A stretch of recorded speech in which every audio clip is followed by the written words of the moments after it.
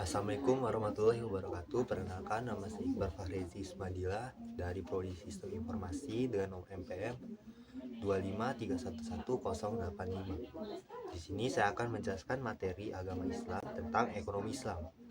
Ekonomi Islam adalah suatu cabang ilmu pengetahuan yang berupaya untuk memandang, menganalisis, dan akhirnya menyelesaikan permasalahan ekonomi dengan cara-cara Islam atau cara-cara yang didasarkan atas ajaran Islam, yaitu berlandaskan dengan Al-Quran dan Sunnah Nabi. Selanjutnya adalah tujuan ekonomi Islam. Tujuan ekonomi Islam itu yang pertama adalah meningkatkan ekonomi agar lebih makmur, menciptakan ekonomi yang adil dan merata, mewujudkan perekonomian yang stabil, mewujudkan perekonomian serasi, selanjutnya adalah mewujudkan perekonomian yang menjamin kemerdekaan produksi, dan terakhir menciptakan ekonomi umat yang mandiri. Selanjutnya adalah prinsip atau nilai dasar ekonomi Islam. Yang pertama itu adalah tauhid, yang kedua keadilan, yang ketiga kenabian, yang keempat ma'ad atau hasil. Yang dimana kenabian ini, bagian kenabian itu berisi tentang sidik, yaitu jujur, amanah, dapat dipercaya, atau cerdas, tablik, menyampaikan.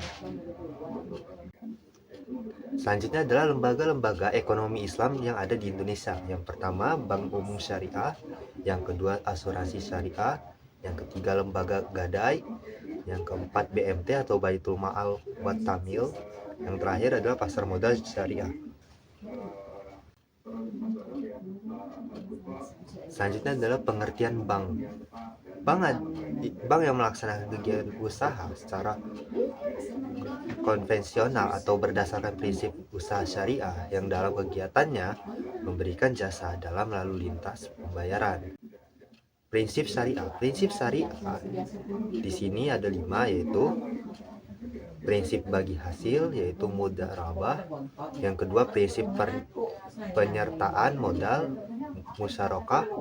Prinsip jual beli barang dengan memperoleh keuntungan, murabahah. Pembiayaan barang modal berdasarkan prinsip sewa murni tanpa pilihan atau ijarah. Yang terakhir adalah pemindahan kepemilikan atas barang yang disewa dari pihak bank oleh pihak lainnya. Selanjutnya itu adalah peran bank syariah. Bank syariah turut berperan dalam menunjang pembangunan ekonomi bangsa Indonesia, terutama melalui upaya peningkatan peranan pengusaha muslim dalam perekonomian nasional dan bertindak sebagai katalisator pengembang lembaga-lembaga keuangan syariah di Indonesia. Fungsi-fungsi bank syariah yang pertama itu adalah manajemen investasi, yang kedua jasa keuangan, yang ketiga investor, yang keempat adalah fungsi. Di sini ada selanjutnya adalah kajian terhadap asuransi. Yang pertama itu unsur gahar, yang kedua itu unsur maisir, yang keempat itu unsur riba. Selanjutnya adalah rukun dan syarat pegadaian syariah. Yang pertama itu adalah rahin atau orang yang menggadaikan. Yang kedua murtahir, yaitu orang yang menerima gadai. Yang ketiga marhun, yaitu barang jaminan. Untuk di marhun ini ada 3 golongan, yang itu ada 3 syarat, yaitu pertama mempunyai nilai menurut syariat, yang kedua harus ada pada waktu akad, yang ketiga harus bisa diserahkan seketika kepada murtahin atau wakilnya.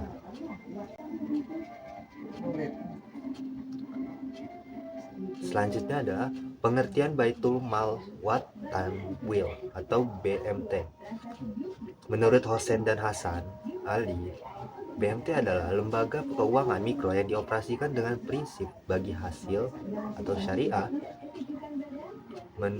menumbuh kembangkan bisnis utama mikro dan kecil dalam rangka mengangkat derajat dan martabat serta membela kepentingan kaum fakir miskin. Fungsi BMT itu adalah menerima titipan dana, zakat, infak, dan sodako, serta mengoptimalisasikan distribusinya sesuai dengan peraturan dan amanahnya. Dasar hukum BMT itu adalah menjelaskan tentang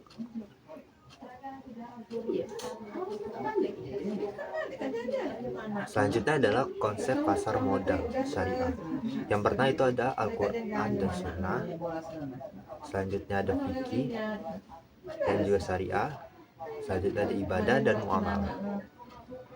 Yang terakhir adalah prinsip pasar modal syariah. Yang pertama itu pembiayaan dan investasi pada aset kegiatan usaha yang halal. Yang kedua adalah uang adalah alat bantu pertukaran nilai. Yang ketiga, akad yang terjadi antara pemilik harta atau investor dengan pemilik usaha atau emiten, dan tindakan maupun informasi yang diberikan pemilik usaha, serta mekanisme pasar tidak boleh menimbulkan keraguan yang menyebabkan kerugian. Yang keempat, investor dan emiten tidak boleh mengambil risiko melebihi kemampuan yang dapat menimbulkan kerugian yang sebenarnya dapat dihindari.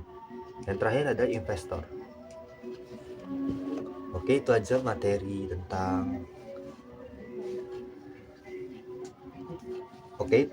tentang materi ekonomi Islam dari saya. Wassalamualaikum warahmatullahi wabarakatuh.